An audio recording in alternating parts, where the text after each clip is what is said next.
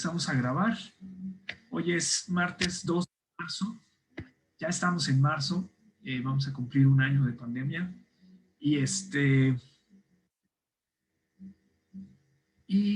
Miren, Isabel nos manda. Déjame revisarlo con calma. La economía. Sí. Bueno, esto son solo 20 páginas, pero no sé hasta dónde llegue. Debe ser la introducción nada más. Ojalá. ¿Qué lectura es, profesor?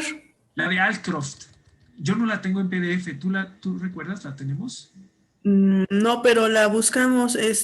La que encontré fue la de Dove. Ah, súper. La de Maurice Dobb. Ujú. Si puedes compartirla en el Facebook.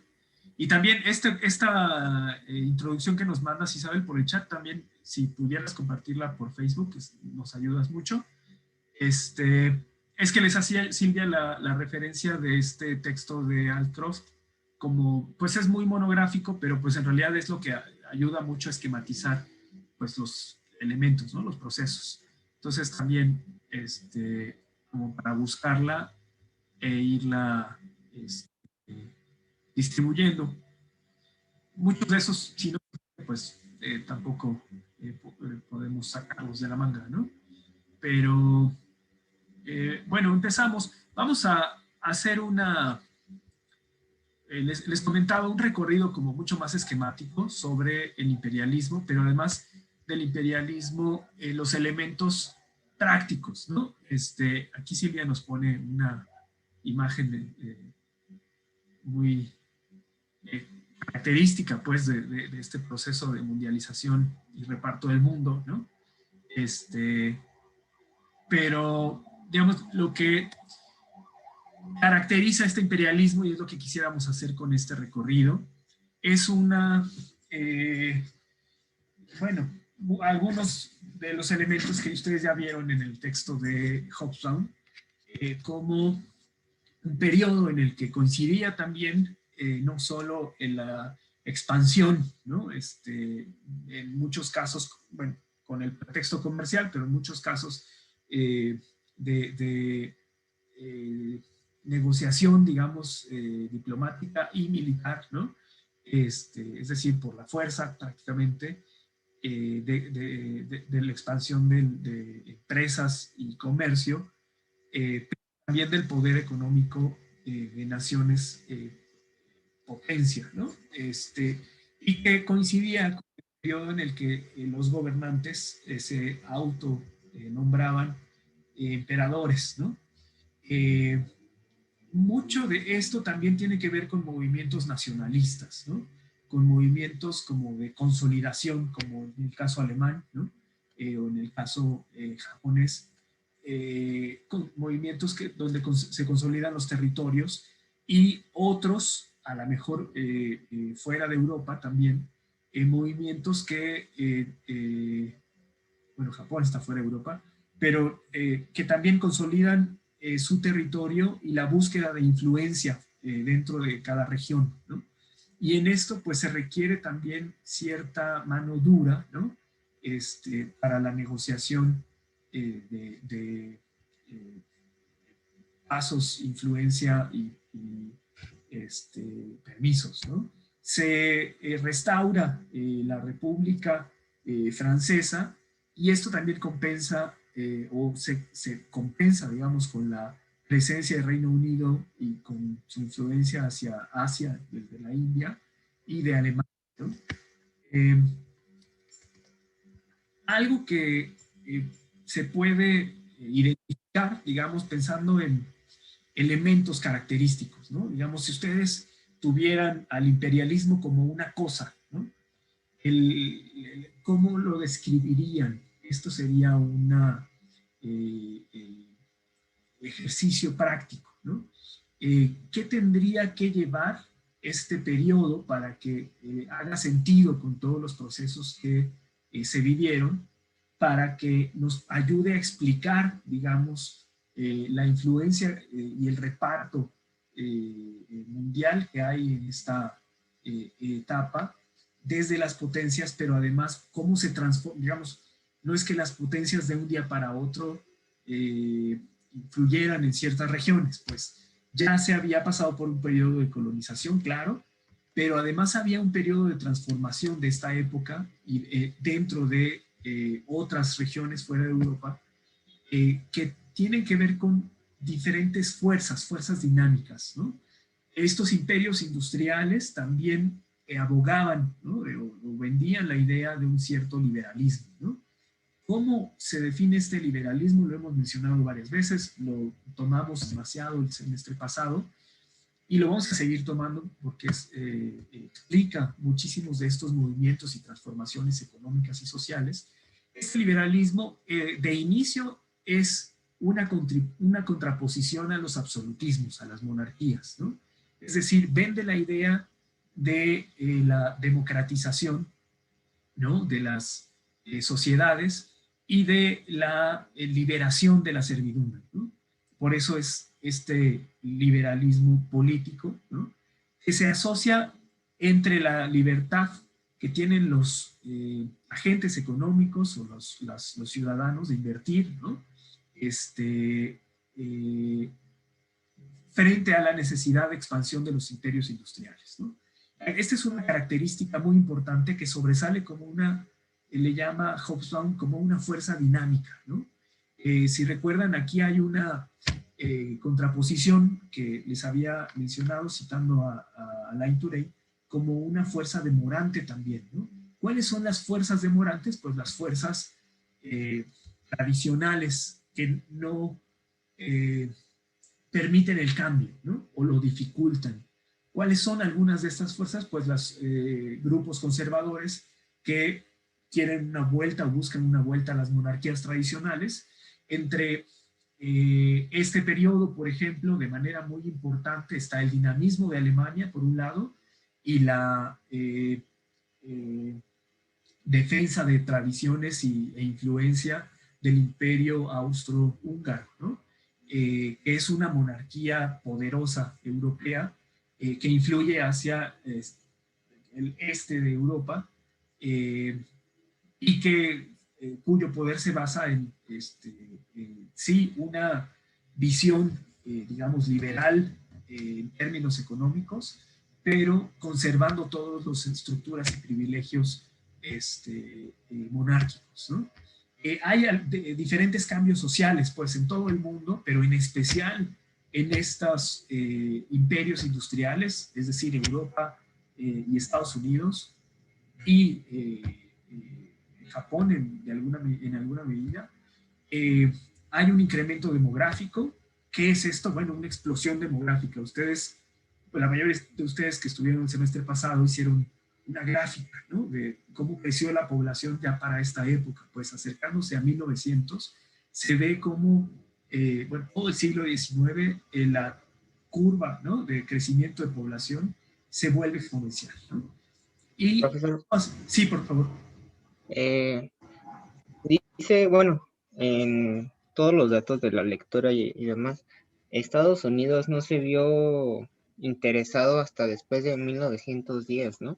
En esta, en el imperialismo como tal. Bueno, ahí hay una, sí, de alguna manera Estados Unidos crece hacia adentro, ¿no? Ahora, recuerden que, por ejemplo, Estados Unidos comercia también con el resto del mundo.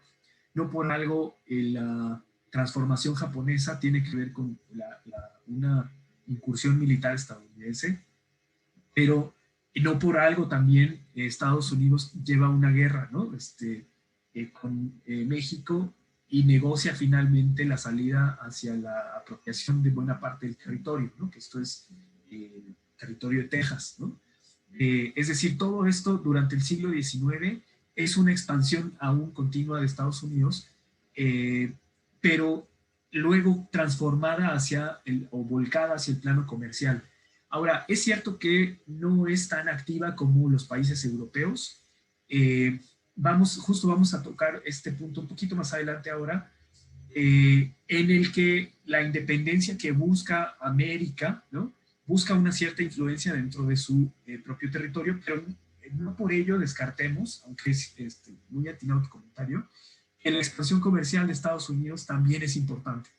Es decir, hay una transformación, en el caso concreto de Estados Unidos, hay una transformación entre este Estados Unidos que crece hacia adentro industrialmente, que transforma su sociedad, digamos, desde productores del sector primario, ¿no? Hacia un crecimiento urbano, ¿no? Industrial y comercial, que va también impulsando diferentes cambios, ¿no? Ahora, ¿quiénes son estos motores de cambio? En todas las naciones hay ciertos núcleos, ¿no? En este caso, los grandes comerciantes de Nueva York, de Boston, son quienes van impulsando el cambio hacia fuera de Estados Unidos, ¿no? Es decir, si ustedes recuerdan, incluso desde el periodo colonial, estos puertos y comercios, ¿no? O comerciantes también son financieros que buscan expandir su influencia, y por algo, por ejemplo, algunas de estas compañías traen con esta misma lógica materias primas a Estados Unidos cuando son necesarias, ¿no?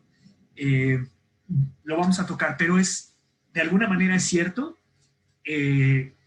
digamos que Estados Unidos se retrae más o contrae más su crecimiento hacia dentro de su territorio, pero no por ello está desligado a este proceso de expansión del comercio mundial, ¿no? Es decir, Estados Unidos no pudo haber crecido de esa manera sin vincularse con el resto del mundo, ¿no?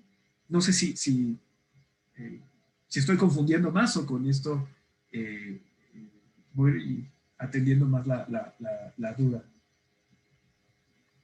No, sí, la aclaro un poco más. Bueno, y ahorita lo vamos a tocar. Gracias, César.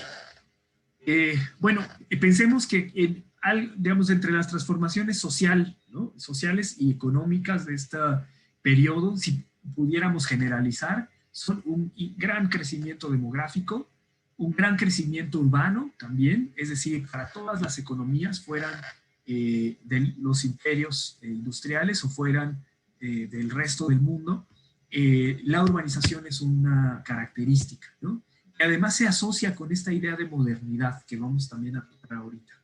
Y un incremento en la productividad. ¿En qué términos un incremento en la productividad? Pues un incremento en el volumen de productos que genera cada sociedad, ¿no? Con respecto a la cantidad de recursos y de mano de obra con la que contaba, ¿no? Y una combinación de muchos factores, ¿no? En muchos casos como dependencia tecnológica, en otros casos como un impulso del interior hacia la búsqueda de más riqueza, ¿no? O más producción. Algunas otras transformaciones sociales dentro de estas crecimiento demográfico y urbanización, es decir, mayor peso de la población que vive en ciudades y no depende directamente de la producción del campo, ¿no? Son la reorganización en clases sociales. Esto ya se había visto desde un siglo antes o más, ¿no? Pero aquí se expande, ¿no? La idea de que digamos, de la existencia de clases sociales libres, ¿no? Esto también es una implicación de este liberalismo que no solo está difundida en Europa y en Inglaterra y en Estados Unidos, sino una idea de que hay una forma de organización social que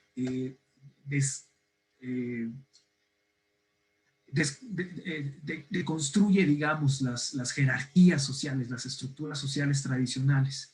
Y en términos de Ricardo y Malthus, por ejemplo, estos son basados pues en la creatividad de las personas y en su posibilidad de participación económica, ¿no? Es decir, la transformación de las sociedades basada en la posibilidad de hacer negocios, ¿no? Y no solo los negocios de las aristocracias, por ejemplo, como en el caso alemán, ¿no? Sino como en el negocio que pudieran hacer ciudadanos libres, que pudieran emprender, ¿no? Y esto los transforma con otra capacidad de generar ingresos y de producir en la sociedad, ¿no? Este cambio de mentalidad en este periodo empieza a introducirse en la idea de sociedad de muchas sociedades, ¿no? De muchas naciones, y sobre todo en las élites, ¿no? Que van considerando la transformación social local, ¿no? Estas sociedades basadas en esta búsqueda de renta, quienes emprenden, grandes empresarios o pequeños emprendedores, y el proletario, ¿no? Dando menor influencia a fuerzas aristocráticas, como quiera que éstas se nombraran, ¿no? Pudieran ser fuerzas aristocrático-militares, ¿no? Fuerzas aristocráticas como, no sé, como en Alemania, como en Austro-Hungría, ¿no? La misma capacidad, pues, de acercar estas aristocracias locales, ¿no? O oligarquías dominantes locales, con esta idea de que la organización social debería buscar la producción y la renta, ¿no? Claro, con muchas mezcolanzas, ¿no? Van a haber diferentes casos en todo el mundo, en América Latina, en Asia, en África, en los que esta combinación de idea de libertad, ¿no? Y de reconfiguración social volcada a la participación económica, también se mantiene ligada a las jerarquías previas, ¿no? Es decir, a todos los motivos por los que se podía excluir a algún grupo social, ¿no? Y esto va ligado también a la reorganización de mercados y la reorganización laboral y productiva de estas naciones, ¿no? Es decir, hay naciones en las que surge el salario, por ejemplo, como relación contractual, pero no deja de haber una especie de semi-esclavismo, ¿no? Eh, eh, por esto, estas características las mantengo como un concepto nada más, pero en cada caso particular lo van a ver distribuido en diferentes maneras, pues. Lo que podríamos generalizar, esto sí, es que de alguna manera esto se inserta en todas las sociedades, ¿no? Y también una atracción, ¿no? De reorganización jurídica y apropiación de derechos también para los grupos de proletarios, ¿no?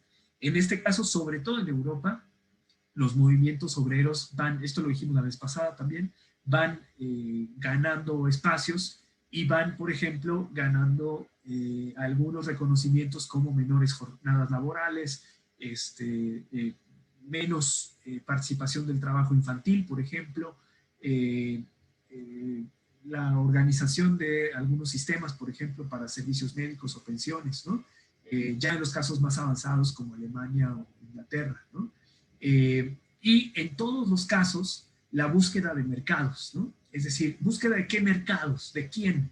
Ustedes mismos, la clase pasada, mencionaban algunos productos que aquí vamos a poner de manera muy puntual, pero estos mercados iban a ser dónde colocar lo que produzco, ¿no? Es decir, si ustedes consideran que hay una transición hacia sociedades más complejas, ¿no? Ya no se vive en pequeñas aldeas, ¿no? No se vive en tribus, menos, sino en lugares que van especializando el trabajo del estilo Adam Smith, ¿no? En el que una sola persona ya no es el que hace los clavos, corta la madera y hace los muebles, ¿no? Sino que cada negocio se va especializando de manera que la sociedad se hace interdependiente una de otra, ¿no? Esto vuelve a las sociedades, por ejemplo, ¿cuáles sociedades? Este tipo de sociedades, ¿no? Urbanas o en proceso de urbanización y de industrialización más complejas, ¿no? Porque se requieren diferente tipo de especialización para poder obtener ingresos, ¿no? Bueno, del mismo modo aparece en el resto del mundo, ¿no? Las naciones no son autosuficientes, digamos, en términos económicos, y requieren comprar del resto del mundo algunos productos, algunos más de los que no alcanzan a producir o que no tienen el conocimiento, tecnología o recursos para generar, ¿no? Y esto va volviendo una red, ¿no? Con la que terminábamos casi la clase anterior, de interdependencia económica pero vuelve también una necesidad de estas naciones a buscar mercados, dónde coloco mis productos para tener ingresos y poder comprar el resto, ¿no? Esto es otra de las características, lo resumo así, ¿no? Esta idea de liberalismo que sepulta, digamos, la idea tradicional de monarquías y vende más la idea de democracias liberales y permite el crecimiento de imperios industriales, ¿no? En todo el mundo, un proceso de incremento demográfico, diferentes momentos, etcétera, pero en todo este periodo, casi por regla, de urbanización y de incremento en la productividad, ¿no? Productividad general de sus sociedades. En otro caso también, estas transformaciones dentro de la estructura social hacia clases sociales libres y cambios en la estructura de derechos y búsqueda de mercados, ¿no? Esto da, digamos, finalmente una como cierta característica pues a estas naciones y sobre todo y mayoritariamente un mundo dividido en influencia de países europeos, ¿no? Entre este periodo, o este último periodo antes de la Primera Guerra Mundial, el mundo ya estaba, digamos, repartido en varios casos como colonias, en otros como zonas de influencia, digamos, pero digamos, con la influencia de estos imperios industriales. ¿Cuáles eran estas naciones? Pues los antiguos imperios comerciales que iban alcanzando o convergiendo con la etapa o proceso de industrialización y comercio hacia el exterior o venta de productos hacia el exterior y también de exportación de capitales hacia el exterior, que eran Reino Unido, Francia, Alemania, Italia, Países Bajos, Bélgica, Estados Unidos y Japón, ¿no? Profesor. Sí, por favor, Silvia. Bueno, me gustaría agregar un poquito a la lámina anterior, es que ya no pude hacer la intervención en este momento. Gracias. Compañeros, debemos de recordar que, como dice el profesor, empezaron a migrar la población de los campos hacia las ciudades. Eso también hizo, imaginémonos que vámonos del campo a la ciudad, obviamente hay la necesidad de trabajar de inmediato porque no tienes un lugar tuyo a donde llegar, tienes que pagar una renta y en estos casos llegaban a las ciudades en las que se hacinaban dada la gran masa de inmigración que se daba debido a esta industrialización en las ciudades. Esto significaba que tenías que irte, como dice el profesor, unas largas jornadas de trabajo a las fábricas, incluso los niños, y pues evidentemente no había mucho tiempo para realizar las labores domésticas, en este caso preparar los alimentos. Esto significaba que tenías que comer lo más rápido que fuera posible para volver a tu labor en la fábrica y rendir, ser productivo. Entonces, en este punto se empieza a dar la industrialización de los alimentos. Comienza a desarrollarse, por ejemplo, la marca Kellogg's, la marca Pops. También empiezan a desarrollarse un sinfín de alimentos y de productos que no tenían una regulación del Estado. Igual podías tomar ron con veneno, o igual te tocaba la suerte de tomar un buen ron, un buen whisky, pero en este punto lo más importante era trabajar, asistir a las jornadas de trabajo y sobre todo, como dice el profesor, buscar estos mercados. Entonces, no solamente era hacia el exterior, como ya mencionó, también era hacia el interior a través de la construcción de estas bases que son a través de las cuales se mueve el proletariado, que es obviamente el consumo de bienes de consumo. Entonces, no solamente eran los inmigrantes de otros países, de Irlanda, de Escocia, que iban a los centros urbanos, sino también eran los negros, la población negra, la población afroamericana, que ya tenía esta libertad y gozaba de derechos de consumo. Como ya eran personas libres, ya podían consumir. Entonces, ellos también empezaron a crear sus propios mercados porque no podían comprarlo de los blancos. Aunque ya ellos habían conquistado la lucha contra el esclavismo, no tenían los mismos mismos derechos. Entonces, ustedes se acuerdan de este personaje emblemático Rosa Parks, que todavía en el siglo XX estuvo luchando por los derechos porque no la dejaban sentarse en un autobús. Imagínense, recién dada esta abolición de la esclavitud. Entonces, estos mercados había para todos. Era el espíritu emprendedor y es en esta etapa justamente cuando se da eso del sueño americano, porque cualquier persona con una buena idea, con un buen plan de negocios, podía establecer una producción gigantesca. Ya para no interrumpir más al maestro y poner un ejemplo, sin contar a la Coca, que es una de las grandes empresas que tenemos hasta ahorita y que nació precisamente a finales de 1800, también estuvo la mayonesa Heinz.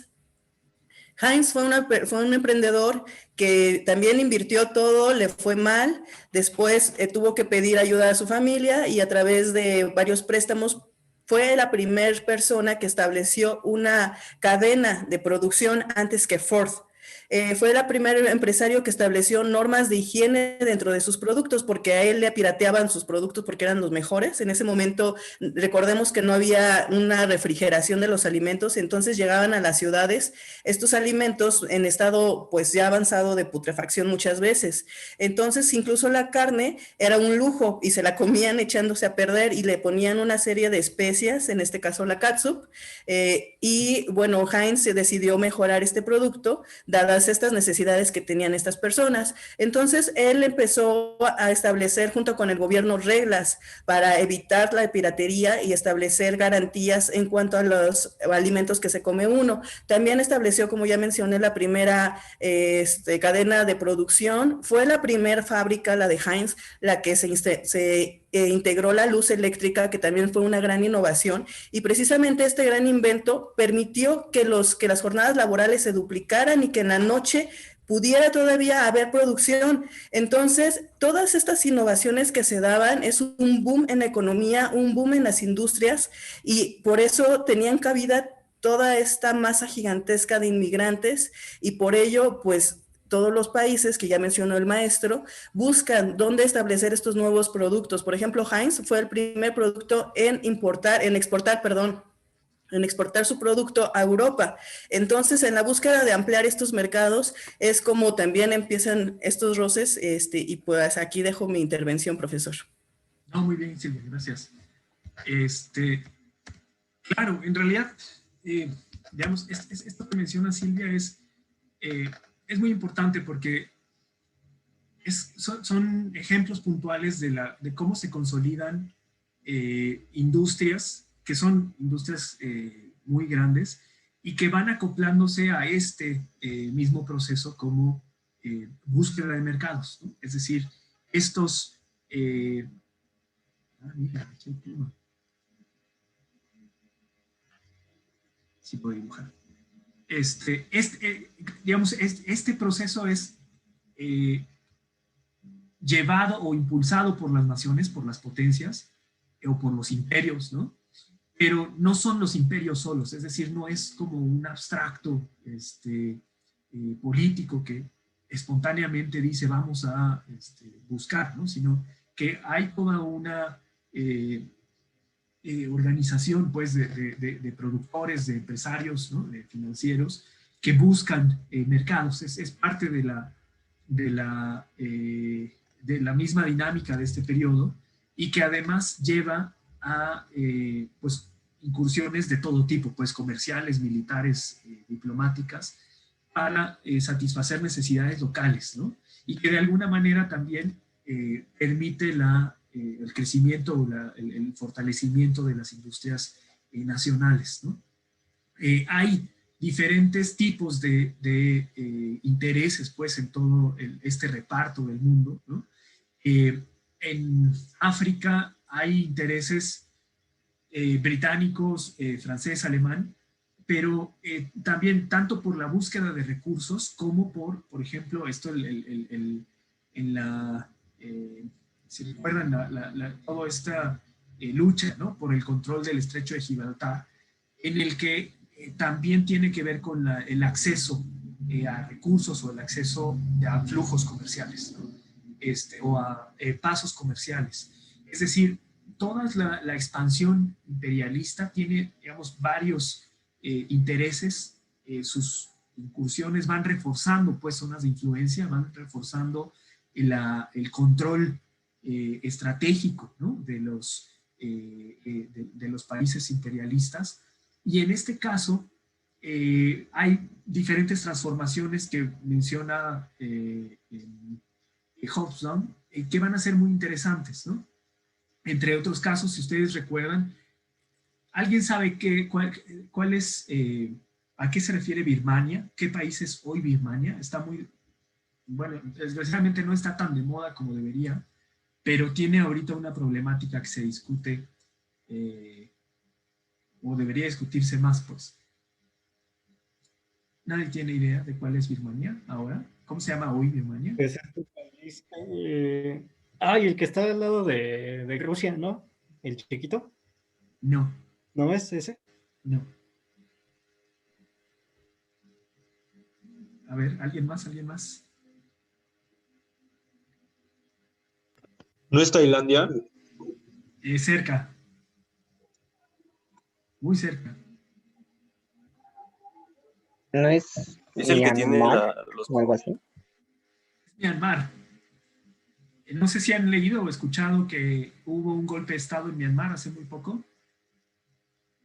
Bueno, si no, de tarea tienen que buscar qué está pasando hoy en Myanmar. Pues hubo una... Bueno, Myanmar, como aquí menciona Hobbes, ¿no? Fue colonia inglesa, pero además luego de liberarse se mantuvo como una junta militar, ¿no? Y luego hubo una etapa como de transición, de liberación, y ahora que ya había una apertura democrática, nuevamente hubo un golpe de Estado. Pues. Es decir, estas historias están todas ligadas, pues, pero Myanmar no está pegado a, Rusia, a la India, pero está como hacia la península donde está justamente Tailandia, ¿no?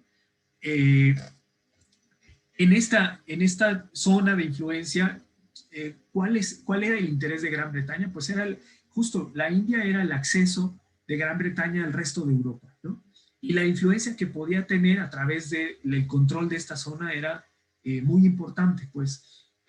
A partir también, alguien podría decir cuál es cuál es Persia hoy.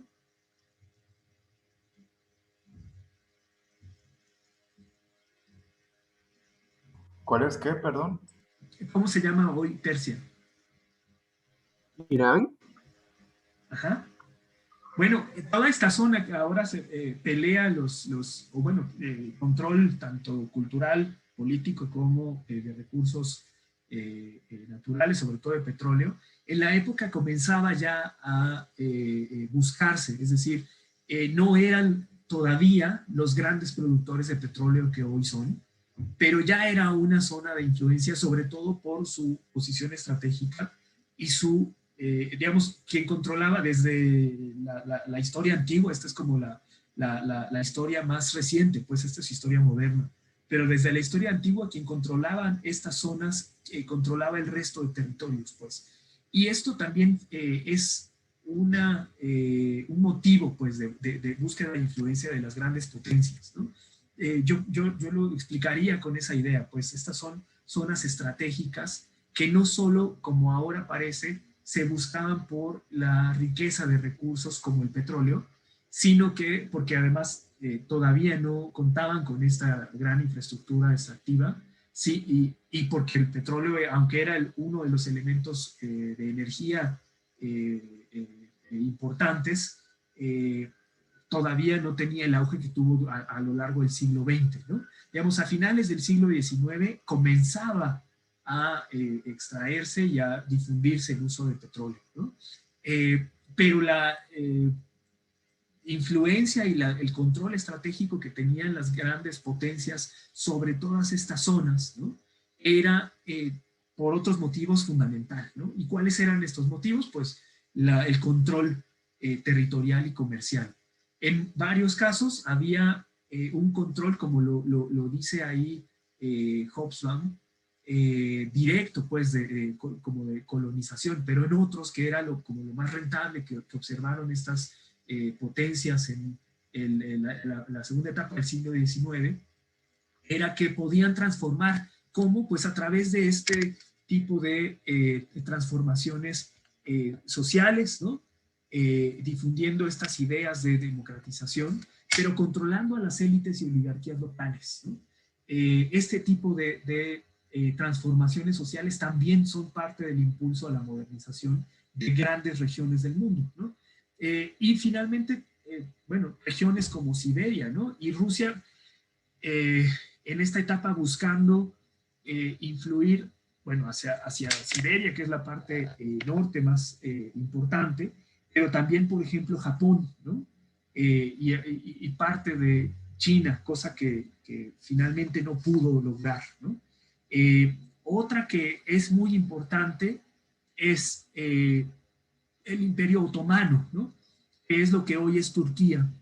Si ustedes busquen, si tienen ahí el teléfono libre o parte de la computadora, busquen el mapa y busquen Turquía, busquen dónde está ubicada. Y era donde estaba la antigua Constantinopla. Es justo un paso fundamental, pues, para digamos, para la Asia Menor desde Europa, ¿no? También esta era una zona estratégica desde la historia antigua, que es uno de los principales imperios que está en transformación y donde no solo Rusia, ¿no? Sino también el imperio austrohúngaro y también Inglaterra buscaban controlar esta zona, ¿no? Una particularidad, y esto es parte de lo que comentaba el compañero César, es que no solo Estados Unidos, también el resto de América eran prácticamente un conjunto de naciones soberanas. ¿Por qué soberanas? Porque acababan de independizarse en la mayoría de los casos, de América hacia centro-sur, pues de España y Portugal, o en otros permanecían algunas colonias holandesas, francesas, inglesas, pero pues en el Caribe, ¿no? Y Canadá, por supuesto, que seguía siendo parte de los dominios ingleses, ¿no? De manera que, a excepción de América, ¿no? Que podía dar este perfil relativamente soberano, el resto del mundo estaba repartido por zonas de influencia y aún así América no podía dejar, menos aún América Latina, no podía dejar de buscar la salida para su propio beneficio y para su propio desarrollo hacia el mercado mundial, es decir, seguía cayendo en este criterio, pues, en la búsqueda de mercados, ¿no? Además, uno de los principales elementos, pues, o rasgos de este periodo, o acontecimientos, ¿no? O procesos, digamos, de procesos, fue la consolidación de con lo que terminábamos la clase pasada, que era de una economía mundial, ¿no? Y la define en este criterio de búsqueda de mercados a través de que ¿quién buscaba mercados? Pues quien requería o vendía, ¿no? Insumos, quien requería mano de obra o donde existía mano de obra que no podía colocarse de manera apropiada, quien poseía capitales o requería financiamiento, ¿no? O tecnología, en este caso capital tanto en la forma de capital financiero como en la forma de capital industrial, y tierra productiva, es decir, todos lo mismo que durante el periodo de la revolución industrial en territorios nacionales, esta reactivación de factores productivos que son mano de obra, trabajo, capital, ¿no? Y tierra, son prácticamente, bueno, mano de obra, sí, en general, se están activando para producir. Es decir, lo mismo que ocurrió en los mercados internos de los países que sufrieron un despegue industrial importante antes de esta etapa, estaban ya impulsando grandes transformaciones de reactivación de factores productivos en todo el mundo, ¿no? Y de la misma manera, no solo la población fue creciendo y la productividad, sino también el volumen de producción y de comercio de todo el mundo, ¿no? Y con otra característica, que este movimiento de factor productivo, trabajo, explica los grandes procesos migratorios, pues, y transformaciones políticas en el mundo, ¿no? Entre ellos, por ejemplo, Estados Unidos. La etapa en la que más población migrante, sobre todo europea, hay a Estados Unidos, asiática también, fue en esta etapa también, ¿no? Estas historias de la isla Ellis, ¿no? De lo que sale, hay películas sobre cómo van llegando barcos a Nueva York, aunque también los hubo en California, ¿no? Con población migrante que buscaba trabajar y que tiene que ver no solo con la búsqueda de empleo, ¿no? Sino con una búsqueda cultural, ¿no? Con una expansión de esta misma idea liberal y de la nueva organización moderna, ¿no? Y esto genera muchas transformaciones políticas dentro de las naciones expulsoras, pero también entre las receptoras, en especial en Estados Unidos, ¿no? Esta también es una parte del vínculo que hay en esta economía mundo, ¿no? Economía mundial. Y el respaldo que hay entre las oligarquías nacionales, ¿no? En la reafirmación nacionalista, ¿no? Y en la concentración de estos poderes o de estas fuerzas dinámicas transformadoras en grupos oligopólicos, ¿no? Digamos, las desigualdades que hay en las antiguas colonias y en el resto del mundo también tienen que ver con este origen de impulso económico transformador a partir de oligarquías. Hay un autor, bueno, son varios, pero el que más suena y tiene varios textos al respecto y además lo teoriza es Daron Acemoglu, o Acemoglu, un autor turco, pero ya radicado en Estados Unidos, que explica cómo las desigualdades de productividad y de distribución de ingresos en diferentes naciones tienen que ver con estas cerrazón, digamos, de la innovación a élites empresariales, ¿no? Es decir, cuando algunas naciones, claro, tiene algunas particularidades muy criticables, como el equiparar el liberalismo económico con democracias, ¿no? Cosa que luego veremos por qué es discutible, pero la propuesta de Acemoglu es que las naciones que permiten la libre inversión y la libre acceso a tecnologías y a recursos, por ejemplo, financieros, sin necesidad de mantener una oligarquía empresarial, son las que de alguna manera crecen más rápido, ¿no? Y innovan y mantienen como este dinamismo, ¿no? de puestos de trabajo y de empresas con tecnología de punta. Y del otro lado, sociedades que son mucho más oligárquicas, y pone el caso de México, por ejemplo, ¿no? La historia de México del siglo XX, que perdura hasta más allá del año 2000, como, bueno, hasta estos días, como grandes oligarquías empresariales que no permiten la innovación, ¿no? Es decir, que tienen ya la protección del Estado, ¿no? La protección de subsidios y reglamentos que ya les aseguran ciertas ganancias, pero que no, en un principio son las naciones que crecen más, ¿no? Lo mismo que sucede en México, por ejemplo, en el Porfiriato, pero sucede lo mismo en Turquía, sucede lo mismo en Persia, ¿no? Que empiezan a crecer de manera débil industrialmente, pero asociadas al comercio internacional, muy ligadas o muy concentradas en una oligarquía económica, pero que a lo largo del tiempo ya no permiten este flujo de innovación y creatividad que hace competitivas a las naciones hacia el exterior, ¿no? Y bueno, como ejemplo es esta interpretación, pues, que tiene que ver con una corriente teórica que toma la historia como una formación de instituciones, ¿no? Pero es uno de estos ejemplos entre los que indirectamente Hobsbawm explica el nacimiento de estas desigualdades económicas entre países, pero dentro de las naciones subordinadas también las grandes desigualdades sociales y económicas, ¿no? Y los lastres que va acumulando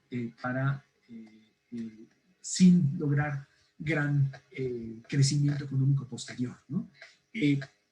Algo que no podemos negar, ¿no? que es el elefante en la sala, es la gran crecimiento de estos movimientos. Es decir, no solo se activan los factores productivos, sino que hay un gran volumen de transacciones económicas que mueven dinero, productos y seres humanos al tiempo de que al inicio, pues, o la primera etapa de esta segunda mitad del siglo XIX, aquí está, las exportaciones europeas, es decir, los productos que salen de Europa hacia el resto del mundo, se incrementaron hasta 4 veces, ¿no? Es decir, con un gran ritmo de crecimiento. Luego solo, digamos, no se estancan, ¿no? Sino que se estabilizan, pero jalan al resto del mundo a un proceso de crecimiento comercial muy importante, ¿no? Y con también una característica que la habrán leído ustedes ahí, que es un dato muy sorprendente, ¿no? En el que la red mundial de ferrocarriles pues se quintuplica, ¿no? En esta etapa de imperialismo. Hay varias interpretaciones de estas, mencionamos una pues la vez pasada, de este crecimiento pues imperialista y también desde el punto de vista de por qué se le llama imperialismo, ¿no? Y una de estas es la que comentábamos a partir de lo que se retoma de Lenin y de la interpretación leninista de Marx, ¿no? Como un capitalismo monopólico, ¿no? Un capitalismo en el que los grandes dueños del capital financiero e industrial son aquellos que controlan los procesos de producción de manera vertical, ¿no? Y estas generan relaciones de dependencia en función de este capital financiero. Es decir, no quiere decir que los dueños o los banqueros ingleses o franceses o estadounidenses controlaran, ¿no? O les interesara siquiera la producción de café, ¿no? En Brasil, pero sí transformaban las relaciones de producción de tal manera a través del préstamo de capital financiero para que continuaran este proceso de producción, como pues a través de de mantener este criterio, es decir, yo voy a seguir volviendo a esta lámina, ¿no? A la búsqueda de mercados, ¿no? Si estas naciones buscaban mercados y requerían financiamiento, entonces tenían que acudir a los grandes capitales y estos ponían condiciones específicas que mantenían esta relación de dependencia, ¿no? Y manteniendo una organización vertical entre los sectores previos, ¿no? Que son sector primario y sector industrial, dentro de estas naciones, acentuando la concentración, ¿no? ¿Cómo? Bueno, quienes tenían acceso a estos grandes recursos eran quienes podían realmente producir e insertarse en el mercado mundial. El resto de las economías, ¿no? Otra interpretación, digamos, para contraponer, es que este proceso, y ustedes lo van a ver, yo normalmente lo voy diciendo, pues, pero es muy característico de la discusión, parecieran como los extremos, ¿no? Y en nuestra facultad esto va a ser muy común, pues, estas discusiones entre la interpretación marxista y la liberal. Pues a mí me gustaría plantearles ambas, ¿no? Ustedes ya a lo largo de la carrera irán haciendo su propia opinión, pero la interpretación liberal generalmente toma estos procesos, sobre todo expansión económica, como un proceso de expansión natural, digamos, ¿no? Es una expansión del comercio frente a diferentes impulsos, son respuesta al impulso de mayor participación económica, ¿no? En esta búsqueda de mercados, esta búsqueda de naciones y de industrias como la que en Estados Unidos nos platica Silvia, son lo que motiva mayor participación económica en las naciones hacia el mercado mundial y en conjunto permite el crecimiento de este comercio, ¿no? Con alguna otra característica que es no como en el lado marxista, ¿no? Que se basa en una concentración oligárquica al interior, que no permite pues el avance y la reorganización y evolución de la estructura productiva nacionales de los países subordinados hacia el exterior, sino que en realidad esto está en función de la dotación de factores, ¿no? Es decir, está basada en una suerte de especialización productiva explicada por David Ricardo, ¿no? En el que las naciones producen y venden al resto del mundo lo que mejor surte, lo que mejor les acomoda, pues. Unas naciones venden bananas, otras naciones venden vinos y otras naciones venden luego máquinas, ¿no? Industriales, y otras venden capital, ¿no? Es decir, que se comercia en el mundo justo esto, ¿no? Vamos a cambiarle aquí el color. Ahí. Insumos, ¿no? Que son materias primas, trabajo, capitales y tierra. Yo no puedo llevar tierra productiva a Europa si estoy en América, pero sí puedo ofrecerla como algo que produce lo que tú quieres, ¿no? Que es alimentos, por ejemplo, ¿no? O materias primas como el enequén en México. Es decir, esta especialización productiva permite que el factor o los factores que están más presentes en mi sociedad o en mi territorio, mi dotación inicial, mi dotación de factores, va a guiar la especialización con la que yo entro al mercado mundial, ¿no? Es decir, no me voy a meter a hacer, por ejemplo, catsup, ¿no? Como este ejemplo, porque no tengo ni el conocimiento ni los factores para generarlo, ¿no? No tengo el capital, etc. Lo que sí puedo hacer es vender café, ¿no? Lo que sí puedo hacer es vender cobre, lo que sí puedo hacer es vender enequén o plata al resto del mundo, porque eso lo poseo en gran cantidad más que otras naciones, entonces lo necesitan y yo lo tengo. Ahí en la oferta y demanda lo hacen como una expansión natural, ¿no? Este es una, digamos, parecieran ambas parte del mismo argumento. Si lo desglosamos, vamos a encontrar que cada una son diferentes interpretaciones de este proceso imperialista, ¿no? Hay otra tercera, ¿no? Que sería un orden sistémico, ¿no? Este tipo de interpretación la pueden encontrar con Manuel Wallerstein, por ejemplo, donde se explica que este tipo de configuración del comercio internacional también es una respuesta a influencia política y a la búsqueda de mercados, ¿no?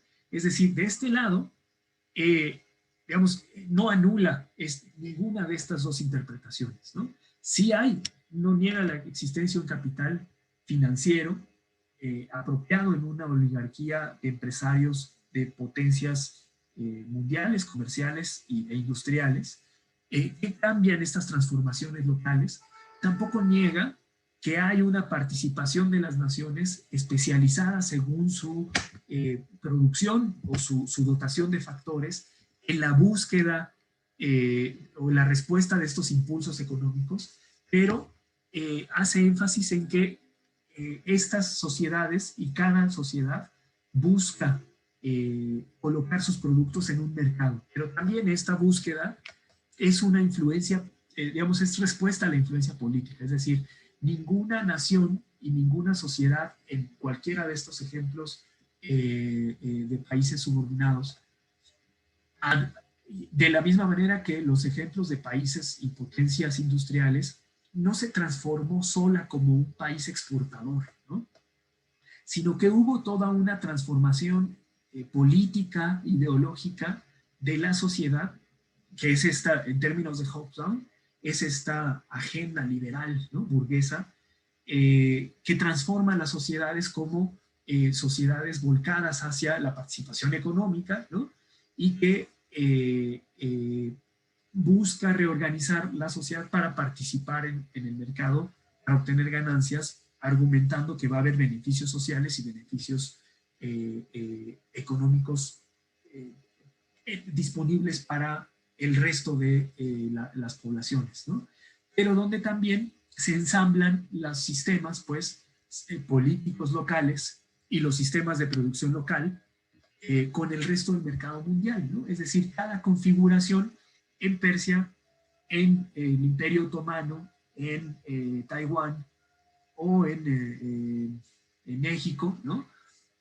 Va a combinar su estructura política local, su capacidad de producción y las necesidades que sus oligarquías identifiquen con la idea de mercado mundial, ¿no? Y esto va a dar como esta combinación, digamos, desde una influencia política de las potencias, sí, pero también como respuesta de las naciones subordinadas, que no, y en esta, donde en esta visión sistémica no culpa a las potencias solamente de generar una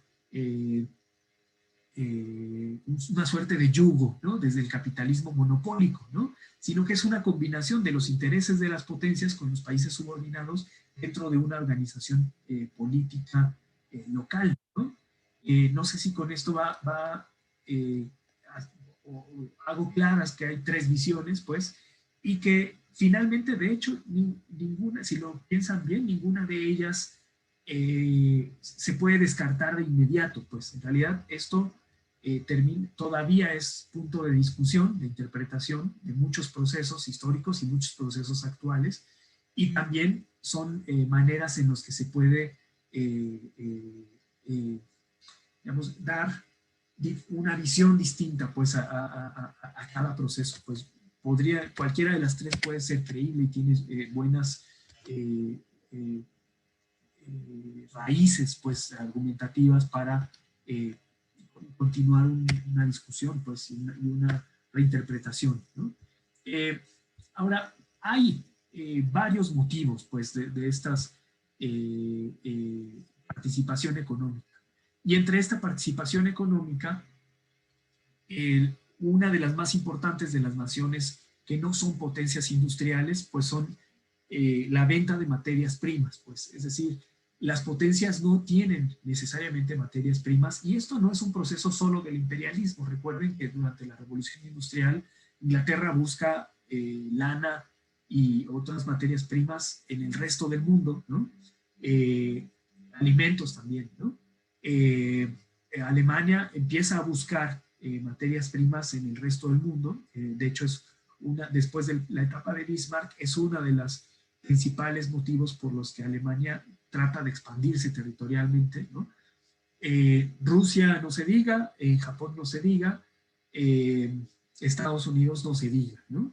Aunque Estados Unidos, justo esa es una de las respuestas por las que, lo que preguntaba el compañero al principio, Estados Unidos no tiene como ímpetu, ¿no? Directo, aparentemente hacia afuera, porque tiene la posibilidad de generar sus propias materias primas. Estados Unidos genera petróleo, ¿no? Estados Unidos tiene gran territorio y genera fibras, genera alimentos, genera materias primas, genera algodón, ¿no? La zona de Mississippi, por ejemplo, ¿no? Son grandes zonas productoras de materias primas y aún así no se encuentran todos los alimentos o insumos para uno de los dos procesos, como decía Silvia, alimentar a su población de manera rápida, continua, ¿no? Y barata, o mantener este ciclo de crecimiento de la producción industrial, ¿no?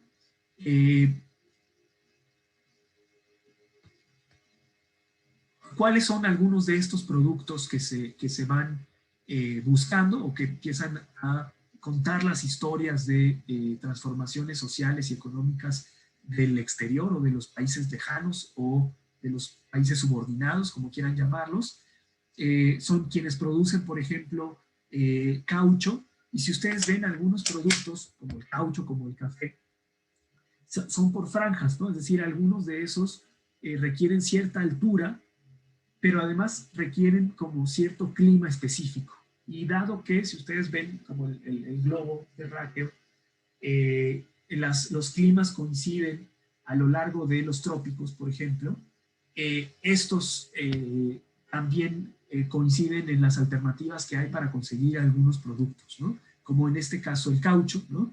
El estaño bueno, que también tiene que ver con el subsuelo, pues está está repartido pues en diferentes cantidades, y aquí sí es algo así como una lotería de factores, ¿no? Algunos países producen estaño, ¿no? Algunos otros producen, por ejemplo, cobre, ¿no? Otros tienen oro en grandes cantidades, y otros que tienen, como decíamos hace rato, tierra para ofrecer al resto del mundo, producen café, té, azúcar, algodón, como lo mencionábamos la vez pasada, ¿no? Entre estos, una de las principales actividades que aún hoy en día son importantes para la producción mundial son las minas, ¿no? Es decir, la extracción de minerales del subsuelo y también de la superficie en muchos casos, va a ser importante y va a dar el pretexto, digamos, para la construcción de ferrocarriles y otros infraestructura de transporte marítimo, ¿no? La transformación de diferentes regiones, y decíamos, esta dependencia también se va generando por la explotación de estos suelos, pero en las condiciones y dinamismo que requieren las potencias, ¿no? Como en este caso la construcción de ferrocarriles y otros transportes, o con el volumen de producción que requieren empresas como esta empresa estadounidense, la United Fruit Company, es el origen de muchísimas historias de semiesclavismo y terror en América Latina, ¿no? Sobre todo hacia el Caribe. Están en muchísimas novelas, pues además, eh, forzando, digamos, acordando con élites locales y forzando a la mano de obra local en los términos, digamos, y esto es si ustedes platican con alguien, algún estadounidense sobre todo, sobre el crecimiento de Estados Unidos, al menos yo les platico mis anécdotas, pero cuando yo estaba en la prepa platicando con amigos estadounidenses, yo en mi trinchera, no marxista, pero sí contraimperialista, ¿no?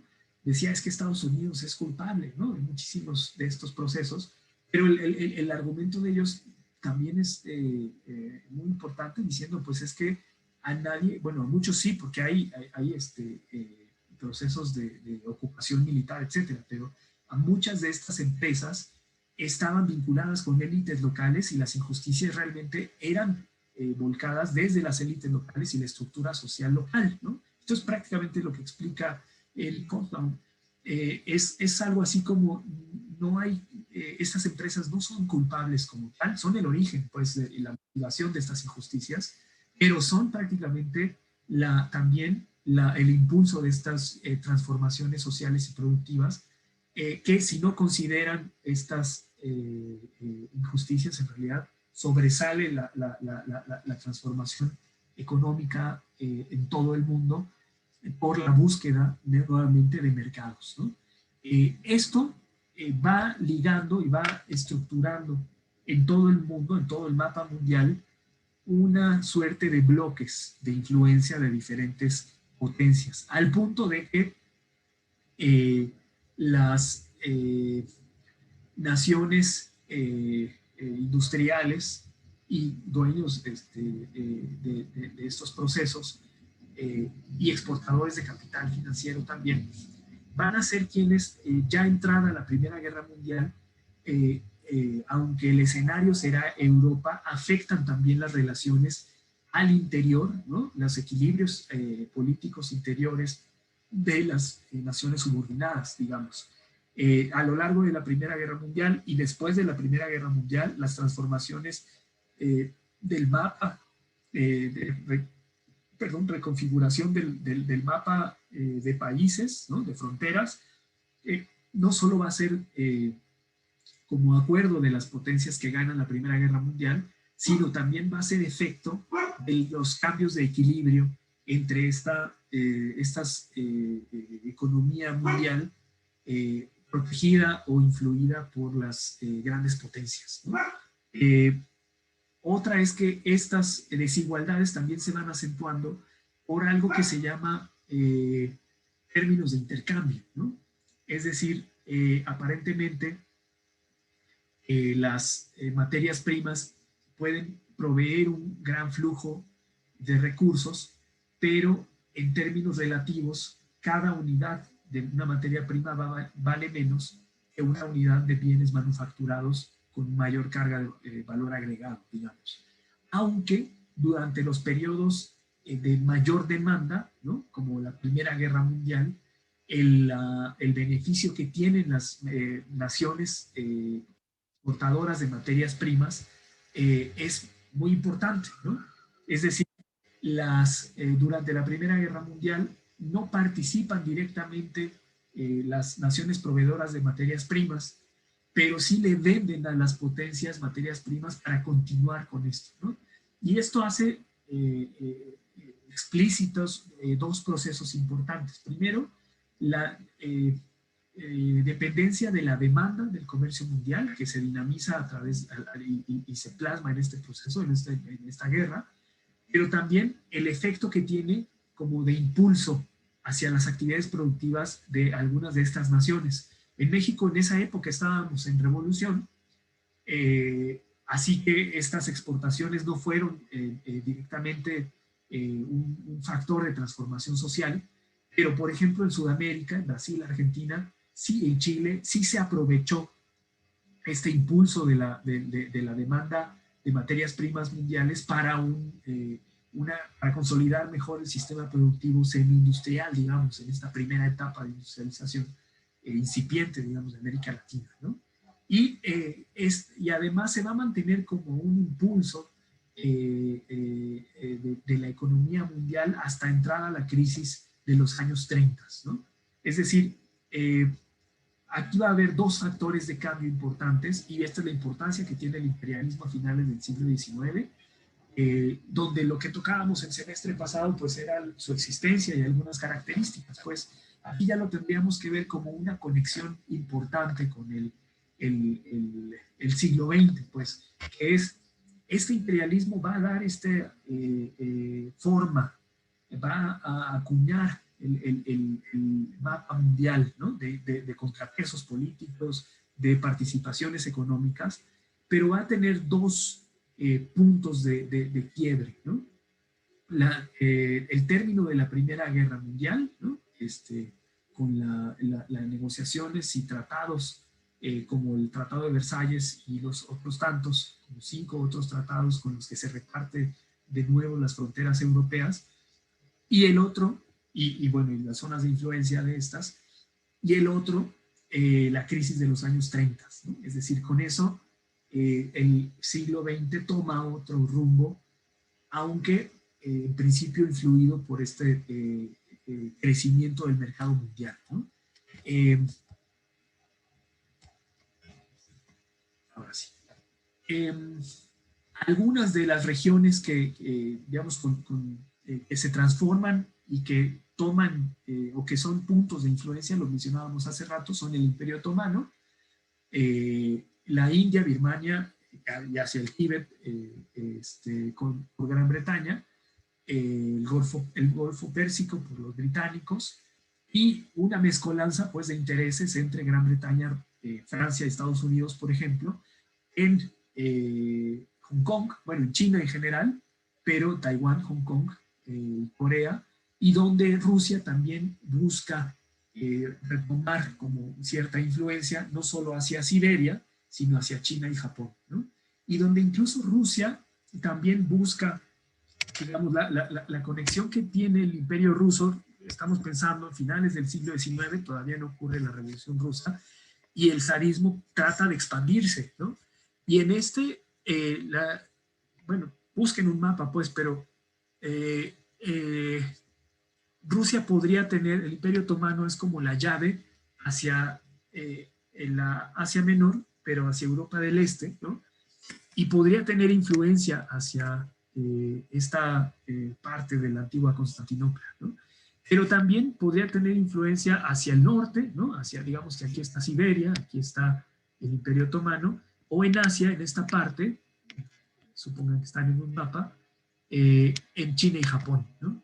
Y muchos de estos intentos de expansión rusa ven fracasos, y esto debilita también, lo vamos a ver en el siguiente bloque, pero esto también debilita al zarismo, pues, y digamos que va debilitando la legitimidad y credibilidad o el poder, la influencia que tiene el régimen, y facilita la revolución, ¿no? Donde también la influencia de Japón o la consolidación de Japón en esa época como zona de influencia hacia Corea, la península de Corea, ¿no? y ganando la guerra con China, le permite establecer pues importantes conexiones económicas y políticas pues hacia Asia, ¿no? Y también la incursión tanto de Estados Unidos como sobre todo de Inglaterra o Gran Bretaña y de Francia en Hong Kong, ¿no? Hacia Taiwán, y equilibrando también un poco las negociaciones y la influencia japonesa en China, pues reorganizan, digamos, el mapa político asiático y además dinamizan sus relaciones, ¿no? Cuando algunas de estas naciones eran autarquías aisladas, en muy poco tiempo, durante este periodo imperialista, se dinamiza la apertura de estas naciones y la transformación en el mismo proceso que explicamos al inicio de estas sociedades hacia un proceso de urbanización y un proceso de el crecimiento de la productividad relacionándolo con el resto del mundo, ¿no? Y bueno, poco para puntualizar algunas consideraciones de este periodo imperialista, pues son un potencial productivo, ¿no? Antes increíble, ¿no? Antes no pensado, una ancla, ¿no? O vínculo entre el crecimiento industrial y la industria armamentista, ¿no? Digamos, el impulso de algunas naciones como Estados Unidos, como Japón, como Inglaterra, como Alemania, que se van armando, ¿no? En una suerte de diplomacia de contención, y como quien mejor lo explicaba era Bismarck en ese punto, armándose para evitar, digamos de manera preventiva, ¿no? Para evitar parecer débil frente a los adversarios del resto del mundo. Armamento también es una forma de mantener presión, no solo diplomática, sino militar, sobre las zonas de influencia, ¿no? Y este es el punto en el que se están negociando, pues, contrapesos en todas estas zonas, en diferentes regiones, pues, en Asia, en Medio Oriente y en África, y también en América Latina, sobre la posibilidad de entrada comercial o la posibilidad de inversión y protección de las inversiones en el resto del mundo, ¿no? Además de que digamos, va a ser un precedente, no va a ser el único motivo, pero va a ser un precedente de medida de fuerzas que va a ser explosiva y también demasiado cruel, digamos, para la época. La Primera Guerra Mundial fue un proceso muy sangriento, digamos, era una carnicería real, el tipo de guerra mecanizada que se vivió, ¿no? Digamos, ahora está naturalizado, pues, pero para entonces esto explica una parte digamos, de esta explosión y de esta magnitud, ¿no? de la guerra, que vamos a ver con calma la siguiente clase. Ahora sí, se le visualiza como una transición civilizatoria en los términos liberales, en los términos de transformación social, en los términos de urbanización. Esto es una transición de casi todas las sociedades volcadas a esta civilización, ¿no? Que fortalece diferentes procesos, digamos, ¿no? Fortalece la idea de modernidad, por ejemplo, fortalece la idea de del progreso, de este vínculo del crecimiento económico, del progreso, de la prosperidad, vinculada con la industria, por ejemplo, ¿no? Esto es esta transición de objetivos y de visiones de sociedad a lo largo del imperialismo, ¿no? No por algo estos movimientos artísticos de finales del siglo XIX que perduran hasta entrar al siglo XX como el modernismo, ¿no? Que se dan como la formalización de técnicas, ¿no? En la pintura, en la música. El mismo folclore, por ejemplo, esto está bonito, por ejemplo, hay un músico, un compositor que es Antonín Dvořák, que entra a este movimiento modernista a finales del siglo XIX, y todas las danzas folclóricas de la zona eslava las formaliza en conciertos, ¿no? Lo mismo que hace, por ejemplo, el Huapango de Moncayo, no sé, espero que lo ubiquen, en México. En Europa del Este se empieza a formalizar, ¿no? Como reconociendo algunos de los elementos folclóricos, pero sabiendo que estos no entran dentro de la cultura moderna, ¿no? Formal, urbana, y los vuelven conciertos bien escritos, con armonía coherente, ¿no? A conciertos formales, ¿no? A tal grado que Antonín Dvořák lo llaman a dirigir el Conservatorio de Nueva York como primer director del Conservatorio de Nueva York unos años antes de empezar el siglo XX, y compone, de hecho, por esa razón, una sinfonía que es la del Nuevo Mundo, ¿no? Que además está basada en la formalización, lo mismo que hace con las danzas eslavas, como la formalización de las armonías del blues, ¿no? De los plantíos y de los negros, la música negra de los plantíos de algodón, ¿no?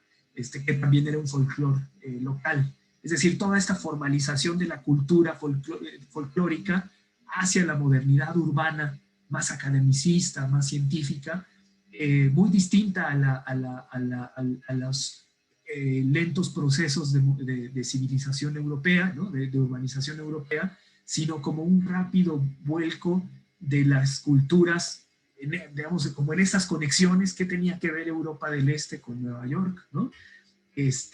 Hacia la modernización cultural, política y económica de todas las sociedades, ¿no? A eso se refiere esta transición civilizatoria.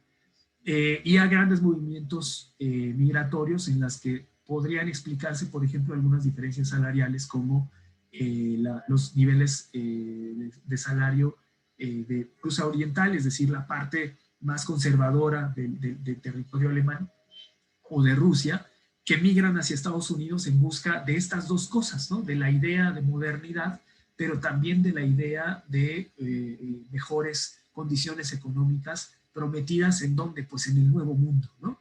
Otra de las menciones de este Nuevo Mundo, por ejemplo, es la novela de Kafka, ¿no? El Americano, que es este viaje que hace el personaje hacia América, está en el viaje de barco de Europa hacia América, y todas las ideas que plasma, ¿no? de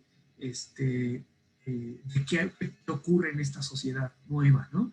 Esto es lo que buscan, digamos, esto que se plasma en el arte también es lo que buscan las sociedades de los movimientos migratorios, y no solamente la búsqueda de mejores condiciones económicas, ¿no?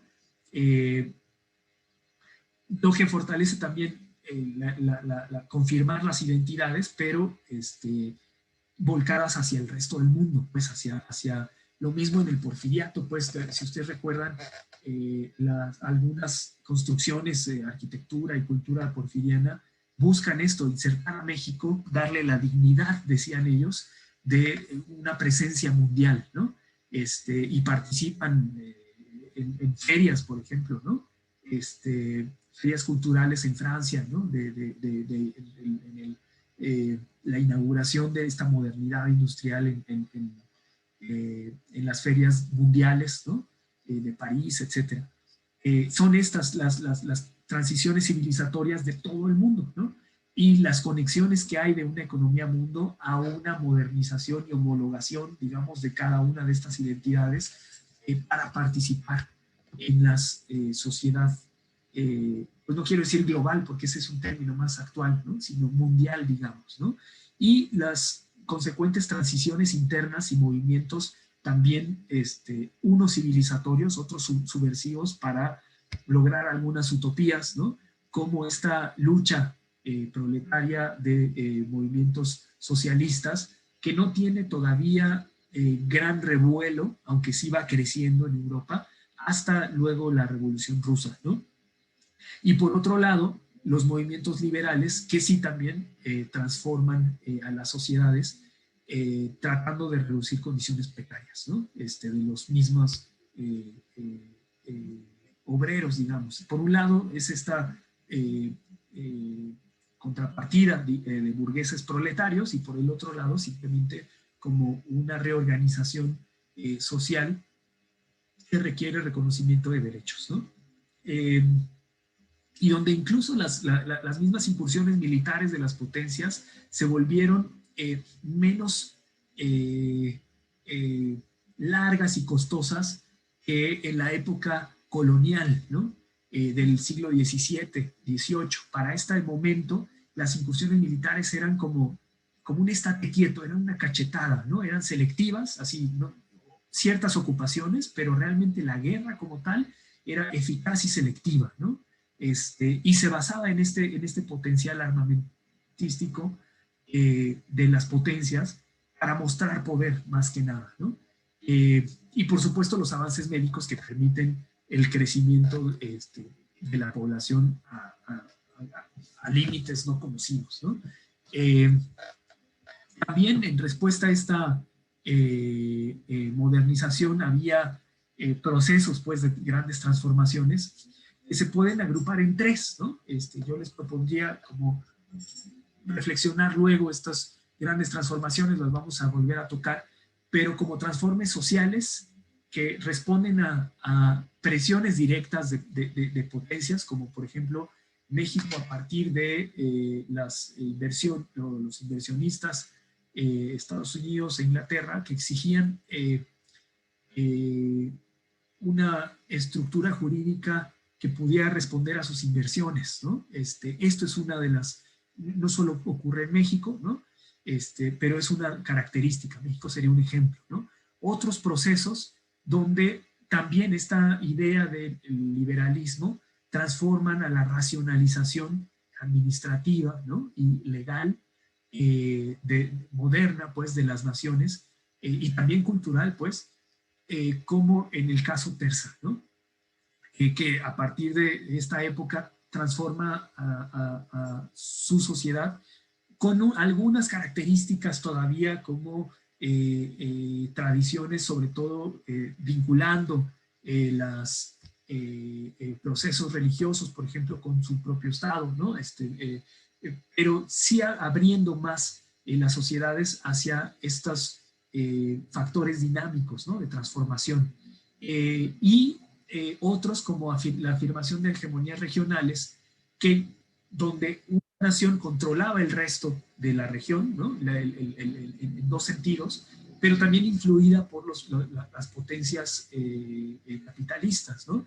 Entre ellos, uno de los motivos por los que se afirmaba la hegemonía era el control comercial, es decir, como el paso de mercancías de otras potencias hacia sus mercados, como en China o el Imperio Otomano.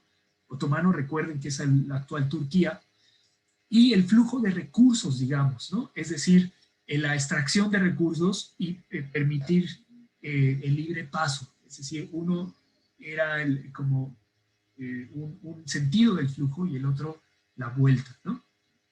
Y en todos los casos una influencia directa de esta idea de modernidad, ¿no? Que era, se puede resumir pensando diferentes referentes, ¿no? Como Augusto Comte o Durkheim, como la secularización de los estados, que es en casi todos los casos la separación si no inmediata, sí gradual, de la influencia de las iglesias o de las religiones diferentes, del Estado, del poder, aunque, por ejemplo, en el caso persa, de manera muy lenta, la racionalización jurídica, que era como en el caso de México también, y administrativa, que requerían una estructura de finanzas racionales, ¿no? No deficitarias, para dar estabilidad y credibilidad a la continuidad de la producción y de las inversiones. Y también en el caso del cambio de relaciones de mercado, ¿no? Al interior y hacia afuera, le llama Hobsbawm como en un despojo de formas tradicionales, ¿no? Es decir, reorganizando la organización, la estructura social hacia medios o formas más modernas de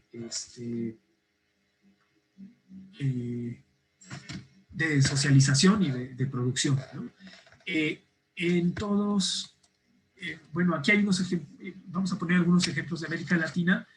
Ya se me fue el tiempo, pero podemos verlos el jueves. Estos están basados en la lectura de Bértola y Ocampo. Ya tienen el texto en Facebook.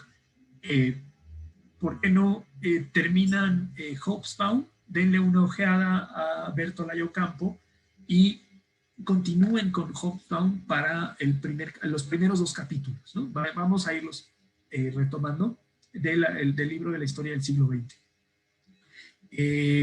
No sé si hasta a este punto hay algún comentario. Me fui yo así de largo y casi ya no los dejé participar. No sé si hay comentarios o dudas, compañeros. No, profe, todo bien. Clarísimo, quedó clarísimo. Vamos avanzando. Sí, sí, todo bien. Súper. Bueno, pues entonces seguimos con América Latina. Hacemos a lo mejor algunos comentarios más puntuales, si quieres, Silvia, sobre Estados Unidos. Y de ahí ya para la siguiente semana empezaríamos a ver tanto, bueno, todo esto se relaciona con las causas de la Primera Guerra Mundial, pero lo veríamos más puntual para empezar a recorrer pues, la Primera Guerra Mundial y luego las consecuencias de la Primera Guerra Mundial, ¿no? No nos tomaría más de 2 clases ese proceso. Sería el capítulo 1 de Eric Hobsbawm y luego ya veríamos Revolución Rusa. Bueno, pues nos vemos entonces. No sé, Silvia, si quieras comentar algo o nos esperamos ya a la siguiente clase. No, la siguiente clase para que esté todo conectado mejor. Perfecto. Pues nos vemos entonces el jueves. Gracias, compañeros, compañeras. Oiga, profe, Gracias, profe, hasta luego. yo tenía una duda. Gracias. Sí, por favor, los que tengan dudas. Bueno, antes de irse, no olviden, bueno, ya para la siguiente clase tomamos asistencia. Pongan su chat para saber que estuvieron aquí. Nombre completo, ya saben, y con eso tomamos su asistencia. Y gracias, nos vemos el jueves. Los que... Entonces, el jueves veríamos lo de Latinoamérica. Así es, el jueves vemos Latinoamérica. Entonces sería mejor leer el de Bértola. José Ocampo, sí, ¿no? Sí, O Luis Ocampo y Ocampo, que diga. Así es. Ustedes...